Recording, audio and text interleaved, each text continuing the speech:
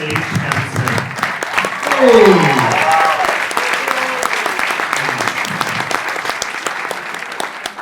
that will need some unpacking, I guess.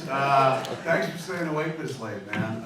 It was a fucking hoop for me. I stood in the back and just watched everyone's expressions change. It was really fucking fun. I want to bring up the people without whom there is no movie, man. The whole cast, come on up, folks.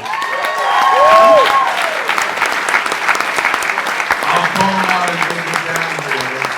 They were my two partners in crime, and honestly, the movie only works because of their performances. Where are they? Oh, here's one now. Harley Quinn Smith, Ralph Garman, Lily Rose Jack, Tyler Posey, Justin Long, Austin Butler. Your father's here as well.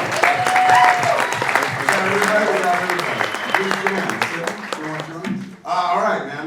Open it up to you guys. What do you, anybody want an explanation? I still want one, yeah. Go ahead.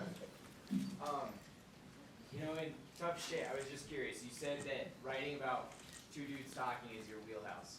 Did this stretch you a little bit to do literally the opposite? It did, yeah. Writing for two girls was oddly enough very easy for me. I'm so in touch with my feminine side. I got man boobs and shit, so I could get into that headspace. But the girls were absolutely the most effective weapon in that war. I can't like pretend to think like a teen girl. I couldn't direct the girls to like, this is how you act like a teenager. Like they knew how to do that themselves. So they're kind of like, they bring it all to life. Some of the dialogue was made better by them coming on board and just kind of making it real. Because a lot of the dialogue in the script sounded like a 45-year-old writing for two 15-year-olds. So I did get to stretch a little bit.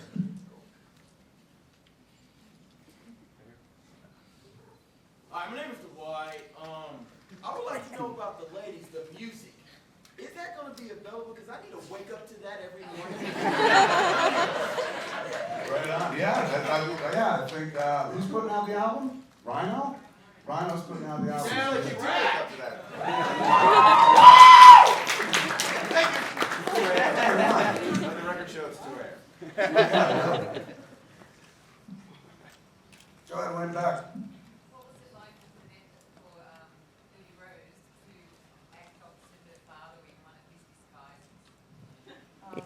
I saw the costume, in Tusk and everything, so I'd seen that before, but it was really fun. I think, it's one thing on screen, but it's another when it's right in front of you, and that mole is really big. So. It was really fun, that was cool. The mole's big and it moves. I don't know if you noticed that. And multiplies. Yeah, it constantly generates all over his face and stuff. It's for if you're watching closely. Whose idea was that? Was that in the script? I would say Johnny was just like, can I move the mole around? And I was like, oh my God, do anything you want. It's work. So he put a bunch of moles all over, and then they started multiplying. He's a fun dude to fucking have around, to be honest with you, man. When we made Tusk, like I showed up to the set, and he'd asked the night before, he's like, can I bring a makeup artist? My guy, Joel Harlow, he does my makeup. And I was like, oh my God, of course.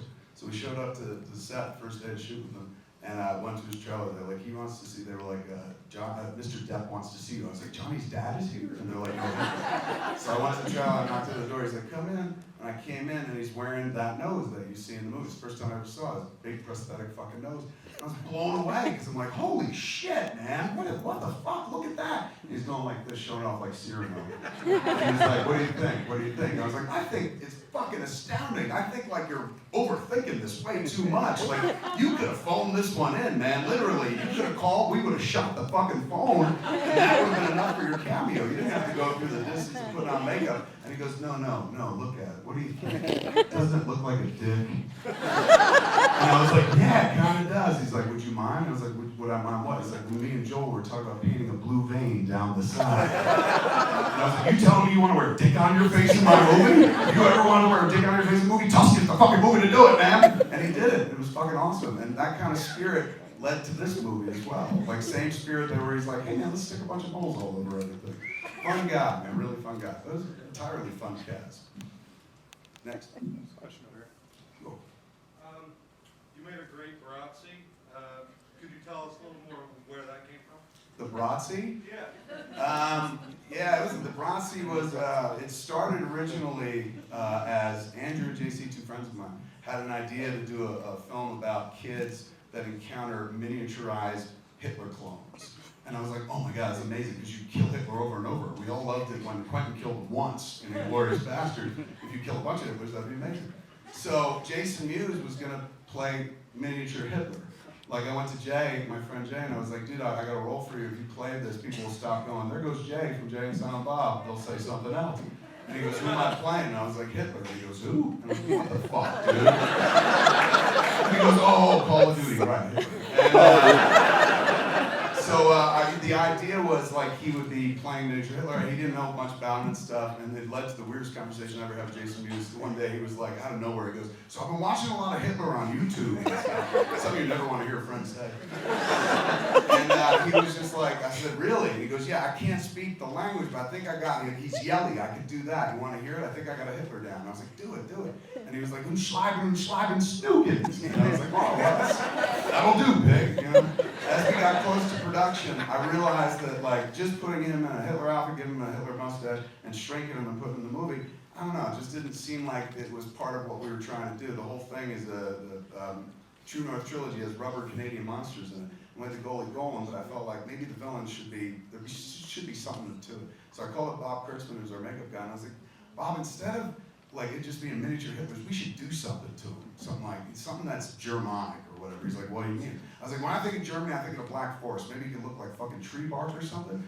And Kurtzman, Bob Kurtzman, was the guy who said it. He goes, when I think of Germany, I think of fucking bratwurst. And I said, you're a fucking genius, dude. I said, can you draw Jason Mewes as a Nazi bratwurst right now? And he said, give me a minute. And then he texted me a picture of pretty much what the Bratzi looks like. And I was like, this is it, this is the move. And so Jason was gonna do it, but Jason has a hard time with prosthetics. Like at one point, like we had done prosthetics for one of the movies, and he freaks out when he put it on. This is 10 years after that, so I was like, you think you're gonna be able to handle this? I'm not gonna do it just as you dress as Hitler, you gotta put on a bunch of makeup prosthetic. He's like, I think I could do it. And we went to shoot it one day, put all the stuff on him, and he couldn't fucking handle it. He gets very claustrophobic and stuff. So he's like, I can't do it. He's really like freaked out about it. I said, don't worry about it, dude. It's fucking like, look how like out of sorts you are. I've never seen him so upset. I was like, it's a fucking movie. It's yo-yos. Don't fucking worry about it and shit. We'll find somebody else to play the Bratzi. And so our first person I reached out to was Haley Joel Osment, because Haley's in the movie, and he's the father of the Bratzis, kind of with Ralph's character. So I was like, maybe Haley will do it. And I called Haley and I was like, hey man, Jason can't play the Bratzi. Do you want to play the Bratzi? And he goes, fuck yeah. And I said, why? And he goes, because then people will finally stop saying, there goes little boy from the Sixth Sense. And so I was like, perfect, man. Like, come in tonight, we'll put you in the scanner and we'll get the makeup ready. He's like, right on. And I call half an hour later from his agent going, he's not doing that. He's already played a Nazi for you, that's enough. And I was like, okay. And so I was like, I guess I'll do it. Because I would have to scream through the makeup for an actor or actress to hear me, like, do this, do this. So I was like, fuck it, I'll do it. And then I actually got to be in the movie. That was never the plan, but then at the end of the day, I got to act with the girls kind of, even though we were never together, but they put me into the scene. So you don't have to be fucking Freud to figure this movie out, man. A dad writes a movie about a bunch of phallic things running at his daughter, and she's killing them all. Like, it's a message movie for sure, man. That's awesome. Next.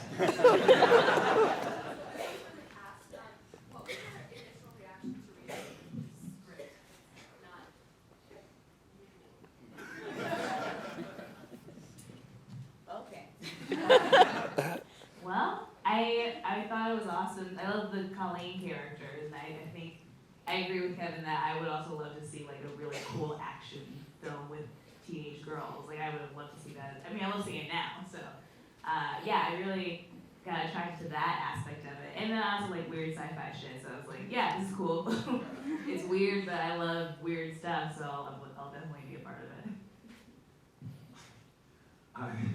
I was alone for the ride, and then the Bratzis came in, and I had to reread that page about 14 times. I was like, am I reading this correctly? And then I went over to Kevin's house and watched Tusk, and just kind of got to see the personality of his taste right now.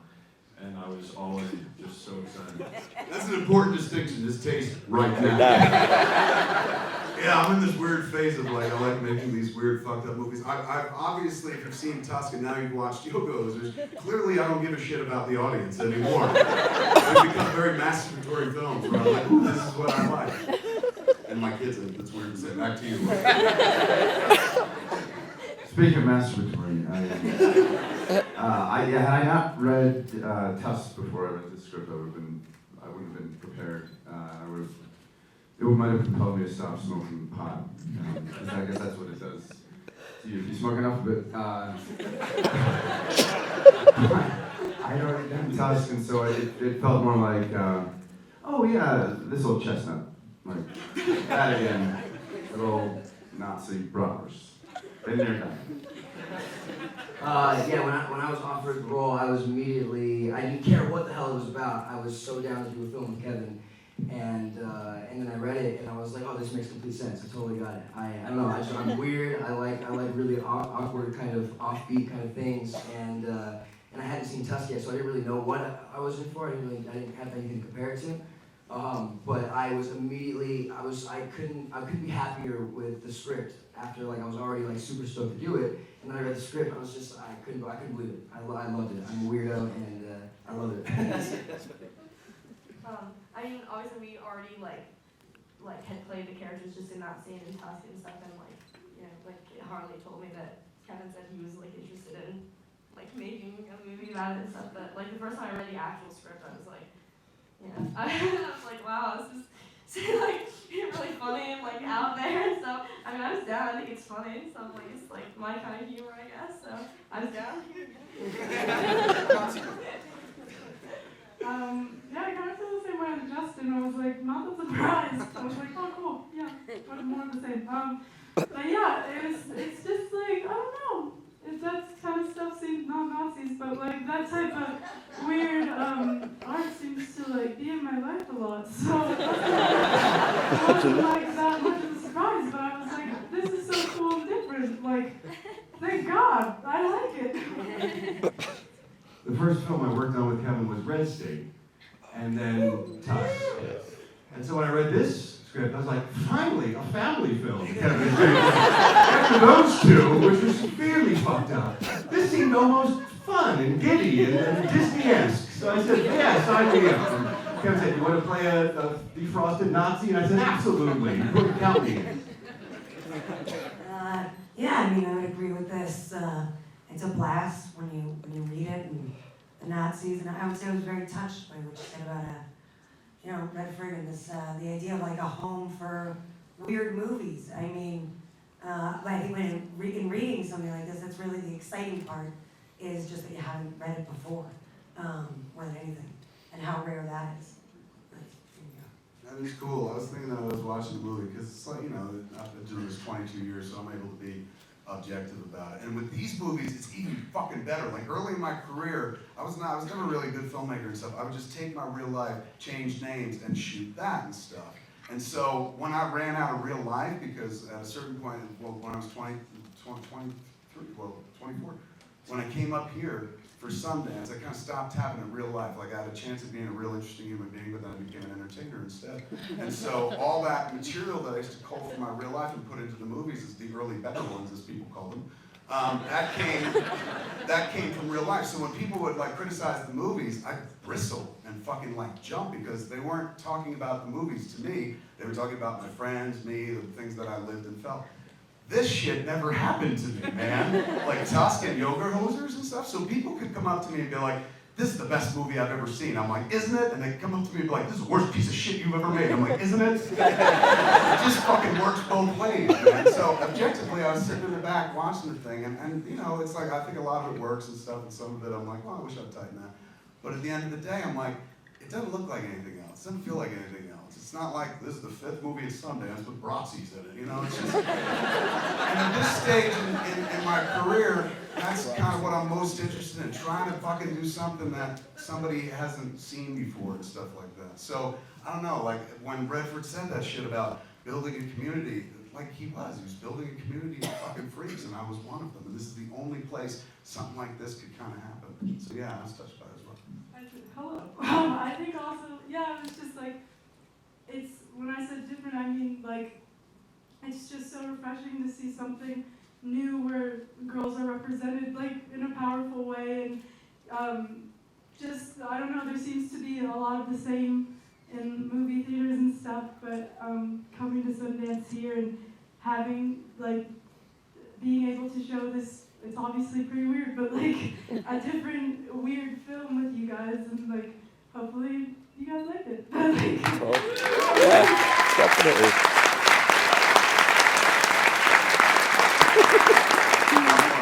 One more and I'll send you off into that good night. There you go. Did you get the script cleared by the Canadian government? Did I get the script cleared by the Canadian government? No, but I'm hoping that this gets me dual citizenship. Obviously, I'm a big Canada-phile. Some people are like, what the fuck, are you from there? I'm like, no, but like I'm from New Jersey, which is kind of the Canada of the United States in many ways. And I've always loved the country ever since, like, my parents took me there when I was a kid. They, like, when I was 5, this is fucked up. My parents were like, we're going to another country. And I was like, on a plane? They said, no, in a car. And I was like, really? And we drove up to Niagara Falls.